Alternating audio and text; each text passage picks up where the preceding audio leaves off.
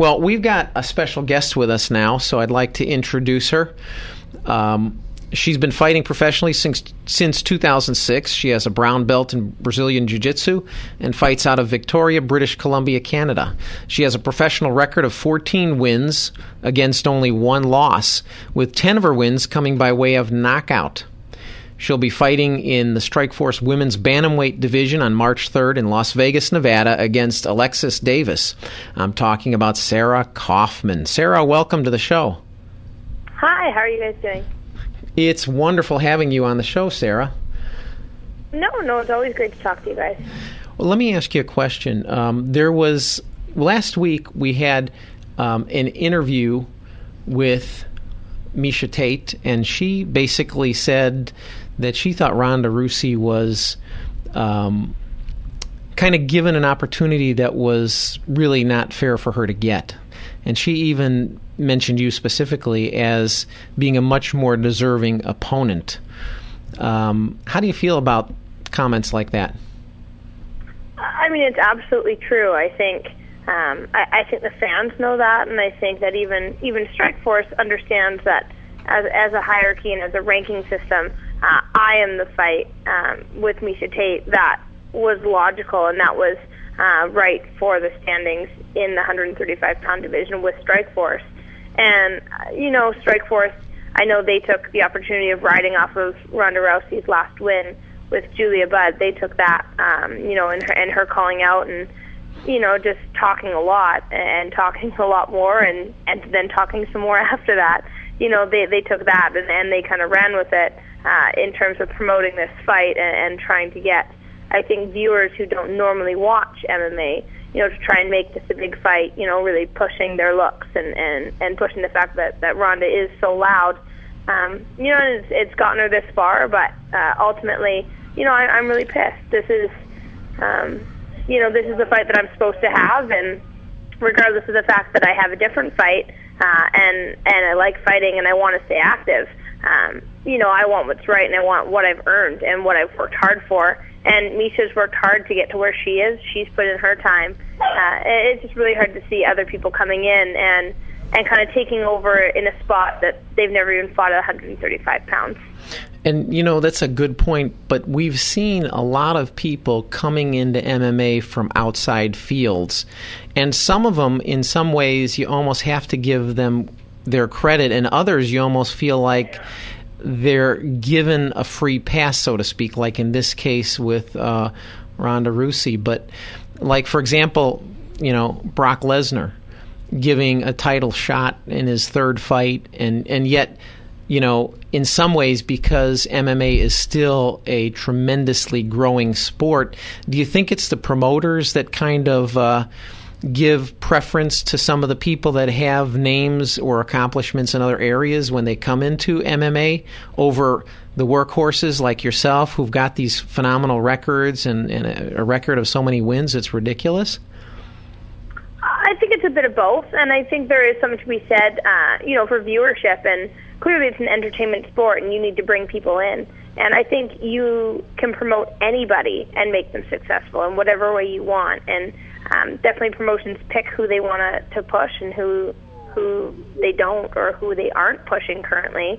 And a lot of it is self-promotion. And as I say, Ronda talks a lot. I'm not one to talk a lot of trash, and that's me. And, clearly I've been stepped over because of that, or at least partly because of that. But thinking about Brock Lesnar, I mean, he had a huge fan base coming in, whereas Ronda is still developing a fan base. So I think that's one big difference. But also, Brock fought some tough guys right off the bat, and fought at heavyweight and then fought for the title at heavyweight. And you look at Ronda, and she hasn't fought anybody. Sure, she has impressive wins, four wins by armbar, but against people who don't have any pedigree behind them in anything else, or not much else. Julia Budd is a kickboxer who's done decently well in kickboxing, but again, no one of the level that Brock has. And as I say, she's never fought at 135 pounds, so to come down and get that title shot over me, it's really hard to swallow. And it's really discouraging as a fighter and as someone who's been pushing the division forward for so long, and really lobbying to get 5-minute rounds. That was after the Miesha Tate fight, and to get so many other things to get on the main cards. I just feel like I've been really pushing, and at this point it's frustrating. It almost makes me want to, the political side makes me want to stop fighting sometimes. Well, those of us who are followers of the sport agree with you in the sense that when we see a record like yours, and I've seen you got some pretty impressive wins, so I do think even though maybe the promoters have kowtowed to some level of bringing in outside talent, you see guys like Mo Lawal and others that come from a wrestling background that may have a small fan base and they're trying to build up a following, especially with the struggles that Strikeforce is going through right now. That may give them some logic to this event, but the truth of the matter is it only works if the person they're putting forward can win. And I'm not yet convinced, like you said, that Ronda has successfully proven herself because the quality of her opponents is very low. So, if she goes out and loses this fight, then, you've just lost somebody that's a big talker and generates a lot of attention. On the other hand, if she does happen to win, then I do think that you may be the next person in line to show her what it's really all about. Let me jump in if I could, Tom. Hi, Sarah. This is Jim. Welcome back to the show. Jim. We appreciate you taking the time off Super Bowl and training to speak with us today. But I think what Sarah said, she nails it on the head. It's a marketing ploy by the brass of Strikeforce, who are trying to put together this potential, whatever you want to call it. If it's to brand it as these sexy ladies that are out there fighting, but Sarah absolutely has a legitimate beef with the brass by passing her up. Obviously, she beat Miesha Tate a couple years back, right, Sarah? Yeah, 2009. Right, and obviously she should have been the person that took that spot, but because this was a marketing ploy, it really disgusts me and how we always try to promote women MMA down here in South Florida. I really. It's very disappointing as a fan and a person who speaks with these athletes on a regular basis. Sure. Well, let me. Yeah, and I think I've heard that from a lot of fans, and a lot of fans have really showed their support, and I do appreciate that. And as I say, I just need to, do what I need to do, and I think as long as you keep winning, you're going to get your chance. It should be in certain orders, but at the same time, I've been guaranteed if I beat Alexis Davis on March 3rd, whoever wins that fight is guaranteed a title shot coming right from the horse's mouth there. Well, that's awesome. Let me ask you another question with regard to all of the fury over Chris Cyborg Santos and the failed drug tests and all that. How much has that affected, from your perspective on the inside, women's MMA? Honestly, I don't think it's as big of a deal as everyone is thinking it's going to be or has been. Chris Cyborg was out of fighting for a year and a half between her fight with Jan Finney and then her last fight in December. And another year off, I don't think, it's unfortunate as a fighter who wants to wait a year and a half between fights. You get caught for stuff, you do your time, you come back, you fight strong. And, Chris will always have a fan following. Who knows, someone else might, step up. Maybe it's Ronda, maybe it's myself, maybe it's Miesha, whoever it is. It's great to see more names getting out there in the first place and really helping, just as the public in general know that there are more females. I think Chris will come back and she'll be fine. I just don't know who they have to fight because she's definitely a strong, big girl, and not many females are of that weight, and clearly none are of the same caliber based on all the fights that she's had pretty much since Marloes Kunin. It's been a struggle to find people who are worthy of fighting for the title. As a spectator, I think a lot of us think that maybe the steroids are the answer to why she was so dominant and why she was so overpowering against so many of her opponents. And that's where, unfortunately, I agree with you that it doesn't affect the women's MMA as a whole as much because it's one isolated person and one isolated incident.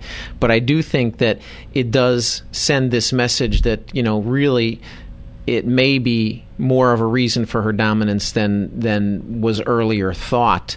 And from that standpoint, we want to see, that whole issue be off to the side. We don't want to think about the steroids being something that's used on a regular basis for so many of the fighters. Another question is with the Strikeforce being bought by Zuffa, and they've had some very disappointing showings in the last couple of events.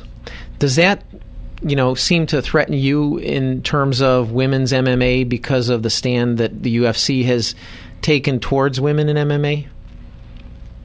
I actually feel that Strikeforce as a whole, Zuffa is trying to do some really good things, and I mean they are supporting the women thus far. And I signed a new contract after they purchased Strikeforce, and after they signed the new contract with Showtime. So they are signing people, which is a great thing, and I think that's a really positive thing, and it's a great platform. I really do hope that Strikeforce does stick around for longer than just the term that they've discussed with Showtime, because I think Zuffa clearly knows what they're doing. They've put together the UFC, but there are a lot of MMA events going on right now. I don't know how many the UFC has. It must be, I think I heard a rumor of up to 30 events in 2012, just the UFC alone, and that's a lot of MMA, and it's a lot of fighting. And I don't think every fan can go to every fight, and I'm sure that partially has to do with why attendance hasn't been as high at the events. But I do hope to see it pick up, and I'll do everything I can to keep that fan support coming, and do what I can to push the sport forward and get the Strikeforce name out there. Well, I appreciate that, because as a follower of MMA, I am a strong supporter of women in MMA, because I think that they bring a lot of excitement to the sport. A lot of the names are well known, and the women that are out there that are on the top of the pack are extremely skilled. And the thing that concerns me as a follower of MMA, we've seen basically the UFC skim some of the male fighters, the talent. They basically depleted the heavyweight division in Strikeforce. They pulled Nick Diaz. They've basically stripped it down, and there's fear that what's left is not going to allow Strikeforce to stay together long, and Zuffa hasn't really offered women opportunities in the UFC. And for me, I want to see the female fighters, because I feel like their fights have a higher percentage of exciting fights over a lot of the men. So I'm hoping, like you said, that Strikeforce is around for a long time. Maybe they build up their pool of women fighters since Zuffa's taken all the heavyweights and some of the other classes. So it's an exciting thing to see where it's going to go.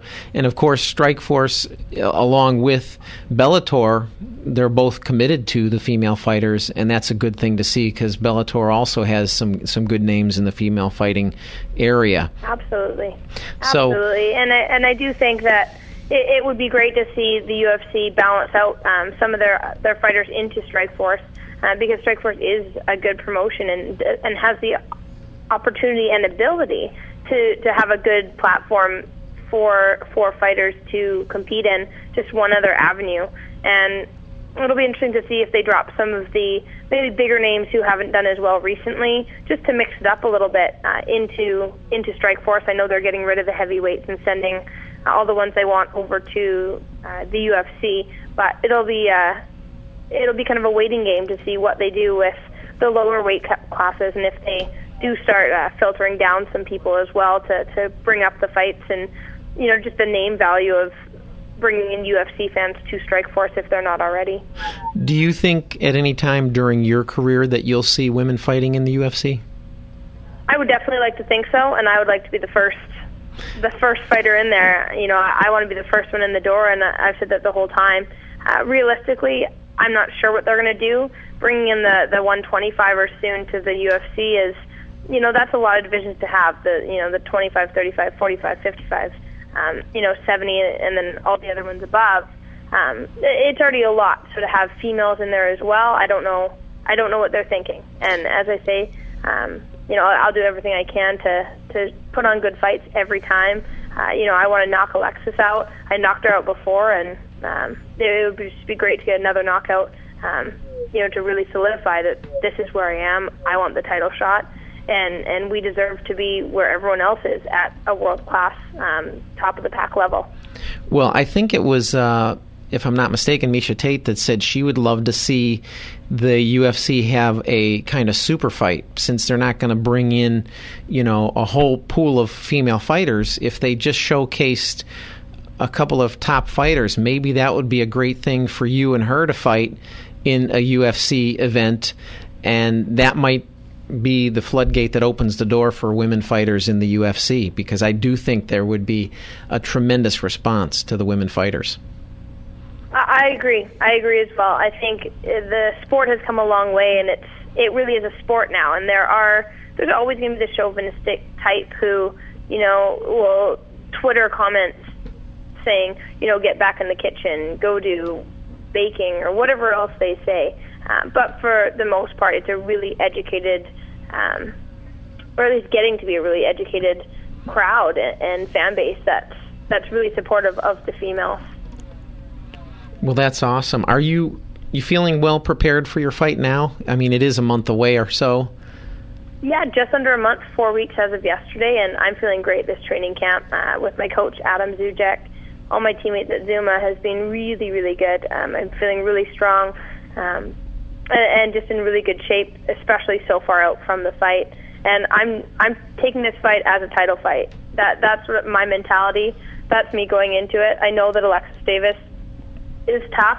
She will take shots. She will stand there. She will kind of bury her way in and try and kind of grind out that win. And I don't want a grinding fight in terms of stalling on the cage and that kind of thing. And it's sometimes hard. I've fought other people, and that's their goal, is to get away from me and not get the distance to let my hands go. And as I say, that's what I want. I want a knockout. I want to have 11 knockouts, not just 10. And it should be a great fight.